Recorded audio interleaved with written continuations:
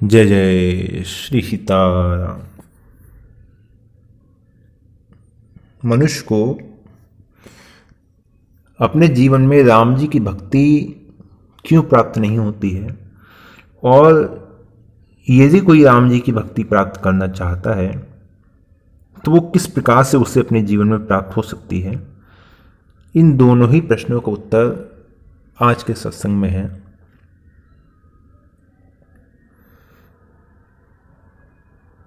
कागुशुंडी जी गरुड़ जी को समझाते हुए कहते हैं, नर तन सम नहीं कब नेहु देही जीव चराचर जाचत जेहि। सबसे पहले तो ये मानव शरीर है। इस मनुष्य के समान कोई दूसरा शरीर तो है नहीं, और चराचर जितने जीव हैं वो सभी इस शरीर की याचना करते हैं। क्यों? क्योंकि ये एक ऐसा जंक्शन है जहां से हर दिशा की यात्रा की जा सकती है। नरक स्वर्ग अपवर्ग निशेनी ज्ञान विराग भगति सुख देनी, यहां से सब जगह जाया जा सकता है। जैसे चाहे बस मार्ग से हुआ है ना, सड़क मार्ग से हुआ, चाहे रेल मार्ग से हुआ, कोई ऐसा एक स्थान जरूर होता है जहां से आप किसी भी दिशा की यात्रा कर सकते हैं। उसी प्रकार सभी प्रकार की योनियां, सभी प्रकार के शरीर का ये मनुष्य शरीर जंक्शन है। यहां से आप कहीं भी जा सकते हैं। यहां से आप भगवान की प्राप्ति कर सकते हैं, स्वर्ग आदि लोकों में भी जा सकते हैं, देवताओं के शरीर की प्राप्ति कर सकते हैं, और निकृष्ट से निकृष्ट योनि में भी जा सकते हैं। ये सब जगह के लिए खुला है। नरक स्वर्ग अपवर्ग निशेनी, यहां हर जगह की सीढ़ी उपलब्ध है। और ऐसे मानव शरीर को पाकर सो तन धरि हरि भजहि न जे नर हो ही विषय रत मंद मंद तर। और ऐसे मानव शरीर को प्राप्त करने के बाद भी जो भगवान का भजन नहीं कर रहा, और मंद मंद तर, और नीच से नीच जो विषय है उन विषयों का ही अनुराग कर रहा है, तो उसकी स्थिति ऐसी है जैसे किसी ने पारस मणि को अपने हाथ से फेंक दे और कोई मार्ग में कोई छोटा शीशे का टुकड़ा हो, वो उठा ले, कांच का टुकड़ा, वैसी उसकी स्थिति है। नल तन पाए विषय मन देही पलट सुधा ते सट विष लेही। ये तो चलिए मानव शरीर की बात हो गई, लेकिन मानव शरीर में मनुष्य की ऐसी स्थिति होती क्यों है? भगवान तो बड़ी कृपा करते हैं ना। कबहू करी करुणा नर देही देत ईश्वर हेतु सनहि। मनुष्य तो भोगादि के चक्रों में, नाना प्रकार की योनियों में जो है परेशान हो ही रहा होता है, लेकिन फिर भी भगवान बलात् उसको खींच लेते हैं और मानव योनि में जन्म दे देते हैं। लेकिन उसके बाद भी ऐसी कौन कौन सी परिस्थिति है जिनके वशीभूत होकर मनुष्य फिर अपनी दुर्गति को ही प्राप्त होता है? वो है मोह सकल व्याधिन कर मूला। मोह हो जाना। जितनी भी समस्याएं हैं ना, जितना भी अज्ञान है, उन सबकी जड़ है मोह। उन सबकी जड़ है मोह। और कौन से हैं? और हैं ममता दाद कंड ईर्ष्याई हर्ष विषाद गरह बहुताई पर सुख दे की जरनि सोई छाई। कुछ है पर दुख दे की जरनि सोई छाई। दूसरे को दुख का, दूसरे के सुख को देखकर जो जलन होती है वो भी रोग है। और ममता दारू, ममता करना, कहीं पे भी ममता हो जाना, ये भी एक रोग है। कंड ईर्ष्याई, ईर्ष्या।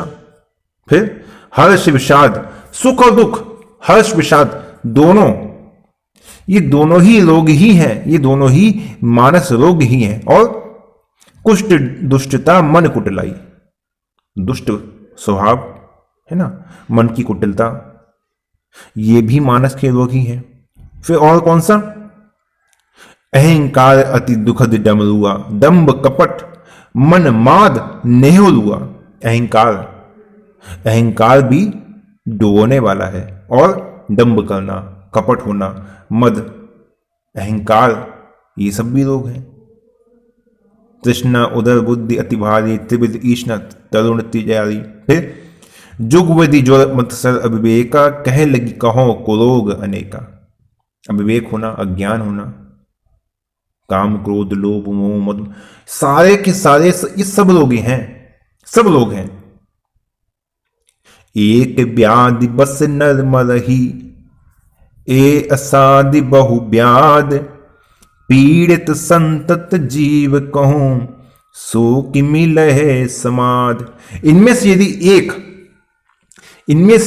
एक रोग भी मनुष्य को लग जाए ना, काम है, क्रोध है, लोभ है, मोह है, मद है, मत्सर है, ईर्ष्या है, और ममता हो जाना, हर्ष विषाद होना, पराये सुख को देखकर जलन होने लगना, इनमें से कोई एक भी रोग हो जाए तो वो भी मनुष्य को दुर्गति की ओर ले जा सकता है।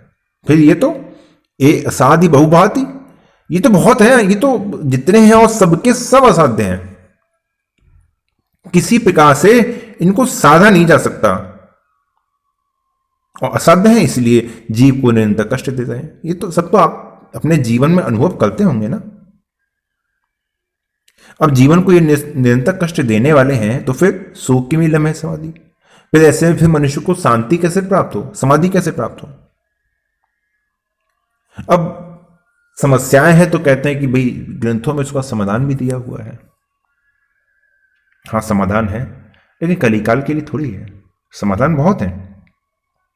नेम धर्म आचार तप, बहुत सारे समाधान है ना। नियम, धर्म, आचार, उत्तम आचरण, तप, ज्ञान, यज्ञ, जपदान, ज्ञान होना है ना, जप करना, यज्ञ करना, दान करना। भेषज पुनि कोटिन्य नहीं, रोग जा ही हरिजान।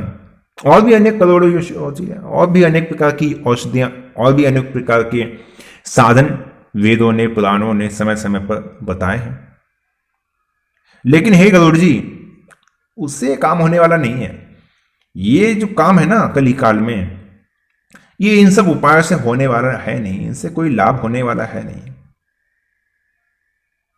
यही विधि सकल जीव जग रोगी, सुख हर्ष भय प्रीत वियोगी।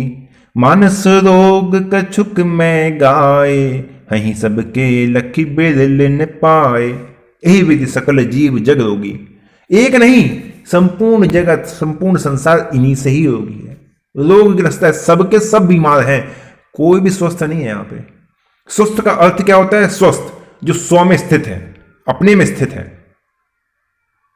जो अपने स्वरूप को जानता है, वो स्वस्थ है। यहां तो सब रोगी हैं। और लोग कैसे? शोक हर्ष भय प्रीत वियोगी। हर्ष में, शोक में, भय में, प्रेम में, वियोग में, दुख में, सब इसी से दुखी हो रहे हैं। इसलिए मानस रोग कछुक, इसलिए मैंने थोड़े ही मानस रोग है तो बहुत। लेकिन हे काकभूषुंडी जी, हे गरुड़ जी, मैं आपसे कुछ ही कह रहा हूं, तो बहुत है।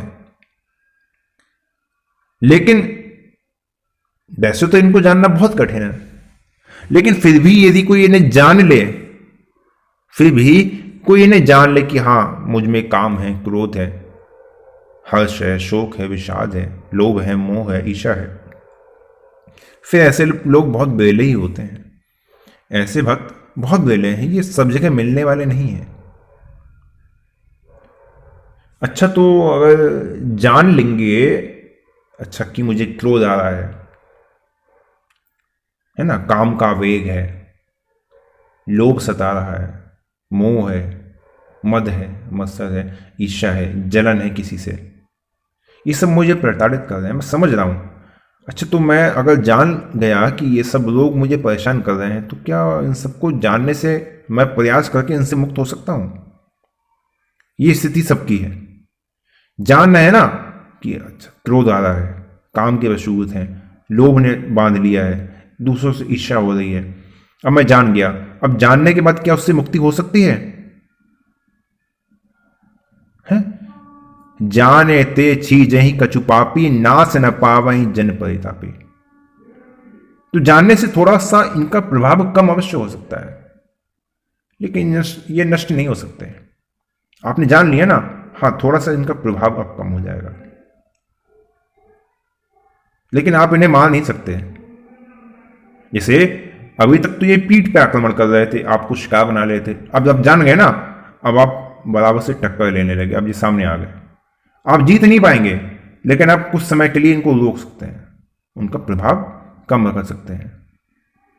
क्यों? क्योंकि विषय कुपत्र पाए अंकुरे मुनि हृदय का नरबा बोले। जब ये मुनियों के हृदय को व्याप लेते हैं, ऋषि मुनियों के हृदय को व्याप जाते हैं, तो फिर मनुष्य की तो कौन गिनता है? तो फिर ये नष्ट कैसे होंगे? राम कृपा पा ना सही सब रोगा। राम जी की कृपा से नष्ट हो सकते हैं, अन्यथा कोई मार्ग नहीं है। और राम जी की कृपा से कब नष्ट होंगे? जो एहि भांति बने संजोगा, जब ऐसा संयोग बन जाएगा। अब आ रही है राम जी की भक्ति की बात, कि राम जी की कृपा से नष्ट हो जाएंगे। अगर ऐसा संयोग बन जाएगा तो काम हो जाएगा। कैसा? सदगुरु वैद्य वचन विश्वासा, संयम यह न विषय के आशा। सदगुरु जो वैद्य हैं, उनके वचन में विश्वास हो। सदगुरु वैद्य से अर्थात आप किसी ग्रंथ को पढ़ रहे हैं, तो उस ग्रंथकार ने अपने प्रवचन में, अपने सत्संग में जो लिखा है, मानस जी को पढ़ रहे हैं तो मानस जी के अनुसार जो लिखा है, कहीं किसी का सत्संग सुन रहे हैं, कहीं किसी की कथा सुन रहे हैं, तो वहां पे वो जो आपको बता रहे हैं, पहला तो बात यह है कि उनके वचनों में आपको विश्वास होना चाहिए, है ना। सदगुरु वैद्य वचन विश्वासा, उनके वचनों में विश्वास हो। और दूसरा क्या हो? संयम यह न विषय की आशा। और विषयों की आशा नहीं करनी है, ये विशेष प्रकार से संयम करना है। जैसे डॉक्टर के पास जाओ कि हमें ये बीमारी है, ये बीमारी है, ऐसी बीमारी, तो डॉक्टर क्या करता है? अच्छा ठीक है, ये दवाई है, ये दवाई है, दवाई है, ये आपको दिन में 3 टाइम लेनी है, ये रात में लेनी है, ये दोपहर, मतलब जो भी उसने दवाई बता दी। अब उसने क्या कहा? अच्छा देखिए, दवाई हो गई, खट्टा नहीं खाएंगे, ठीक है, चावल आपको नहीं खाने हैं, दवाई जितनी लेनी है सब गर्म पानी के साथ लेनी है, आराम ज़्यादा करना है, शरीर पे स्ट्रेस नहीं लेना है ना। मतलब बीमारी के हिसाब से वो अलग अलग चीज़ें बता देता है कि आप ये कार्य आपको इसके साथ में करना है। कोई और वैसा है, शरीर से जुड़ी है, तो अलग प्रकार के योगासन बता देगा, व्यायाम, मतलब जो भी वो साथ में जो भी बता दें। तो उसी प्रकार से क्या है? राम कृपा ना सही सब रोगा। दवाई हो गई, दवाई क्या है? राम जी की कृपा है ना। राम जी की कृपा अब हो गई दवाई आपकी, ये तो आपकी दवाई है। अब जो यही भांति बने संजोगा, अब ये दवाई के साथ में आपके परहेज हो गए। क्या क्या करना है? सदगुरु वैद्य वचन विश्वासा। सबसे पहले तो वैद्य वचन विश्वासा, कि जिनको आप सुन रहे हैं उनको वचन में विश्वास करें। अर्थात अब डॉक्टर ने जो दवाई बताई है उसको उसके टाइम के हिसाब से लेना है, यानी कि रात की दवाई सुबह खा ली, सुबह की शाम खा ली, खाने से पहले वाली जो खाने की थी वो खाने के बाद खा ली, है ना। ऐसा नहीं है, अब जो उसने बताया है जिस हिसाब से, उस हिसाब से आपको करना है। और संयम यह है ना विषय की आशा। अब ये संयम हो गया, ये खाना है, ये नहीं खाना है, ये गर्म पीना है, ये ठंडा पीना है, ये ठंडे से बचना है, चावल नहीं खाने हैं, ज़्यादा मीठा नहीं लेना है। अब ये विषय की आशा हो गई, ठीक है। पहले क्या हो गई? राम जी की कृपा, दवाई हो गई, ठीक है। अब संयोग क्या बैठना है? अब ये दवाई किस समय खानी है, किस समय लेनी है, और क्या क्या परहेज करना है। अब तीनों जब चीजें मिल जाएंगी तो क्या होगा? अब दवाई का असर होना शुरू हो जाएगा। कृपा मिल गई, वचन में विश्वास हो गया, और विषयों की जो आशा थी वो संयम के द्वारा उसको परहेज कर दिया, वो खत्म कर दी। अब क्या हुआ? अब भक्ति रूपी कमल उत्पन्न हो गया। रघुपति भक्ति संजीवन मूरी, अनुपान श्रद्धा मति पूरी, यही विधि भले ही सो रोग नसाई, नहीं तो जतन कोटि नहीं जाए। अब राम जी की भक्ति उत्पन्न हो गई, है ना। रघुपति भगवती संजीवन मूरी, अब आपकी बीमारी से दूर करने के लिए, इस भवसागर से आपको बाहर निकालने के लिए अब ये संजीवनी बूटी आपके लिए स्थित हो गई, उपस्थित हो गई, राम जी की भक्ति, है ना। अब क्या? अनुपान श्रद्धा मति पूरी। अब श्रद्धा के साथ बस अब इसको लेते रहो, है ना। अब डॉक्टर से इलाज करवा लिया, अब उसने जो बस दवाई बता दी, हाँ ठीक है, नाम जप करना है, विषयों में नहीं लगना है, और भली भांति परहेज के साथ, है ना। परहेज क्या, नाम जप करना है, अनन्य भाव से करना है ना, अनन्य भाव से।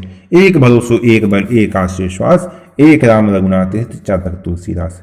नाम मिल गया, ठीक है, नाम मिल गया। अब वचन हो गए कि अब ये आपका वचन है। अब संयम यह है ना विषय क्या सा, अब संयम करना है, काम को, क्रोध को, लोभ को, मोह को, इन सबको, है ना। क्या है, मन में आ रहा है, मन इंद्रियों के द्वारा आपकी बुद्धि तक पहुंचा रहा है और बुद्धि आपकी क्रिया में ला रही है। अब क्या करना है, विवेक, विवेक के द्वारा अब मन को नियंत्रित करना है, विवेक के द्वारा मन को नियंत्रित करना है। मन इंद्रियों को नियंत्रित करेगा और इंद्रियां संयम कर लेंगी। अब ये कार्य करना है, नाम मिल गया, नाम मिल गया, नाम के साथ में क्या, अब हमारा जो नियम है अनन्य शरणागति, इसको ले लिया, और नियम के साथ में संयम यह है न विषय क्या सा। अब विषयों की आस नहीं करनी है, ये हो गया। अब रघुपति भगति संजीवनी मोरी, अब राम जी की भक्ति प्रकट हो गई, अनुपान सिद्धामति बोरी। और यही विधि भले सो रोग न साही, ये जो भवरोग जो हमें व्याप रहे ना, जो बार बार पुण्यपि जनन पुण्यपि मरणम, बार बार इस भवसागर में ले जाते हैं, फिर निकालते हैं, फिर डुबो देते हैं, फिर ले जाते हैं। यही विधि भले ही सो रोग न साही, इस प्रकार से भले ही ये रोग नष्ट हो जाए, और ना ही तो जतन कोटि नहीं जाए। और वरना फिर कितने प्रयत्न कर लो, कितने प्रयास कर लो, काम बनने वाला नहीं है, नहीं है, नहीं है। और जब ये कार्य होने लगेगा, ये बातें क्रिया में आने लगेंगी।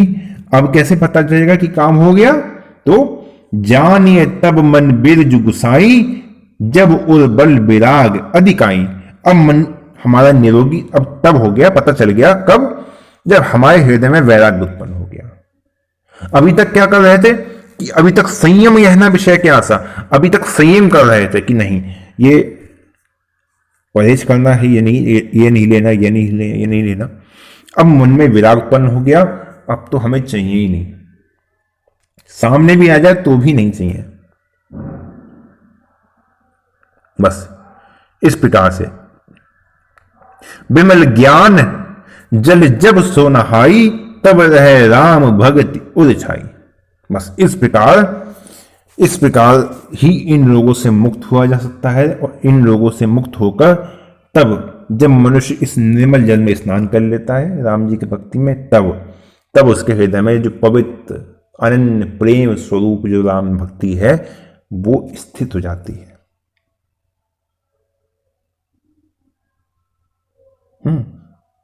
इस प्रकार से राम जी की भक्ति प्राप्त हो जाती है। मैंने जहां तक मैं समझ रहा हूं, मैंने अपनी तरफ से तो पूरा प्रयास किया है आप सभी को समझाने का, और फिर भी यदि कुछ ऐसा हो जो नहीं समझ में आया हो तो कृपा करके आप सभी बता सकते हैं, ऐसी कोई बात हो तो। और आज के लिए यही विश्राम देते हैं। जय जय श्री सीताराम।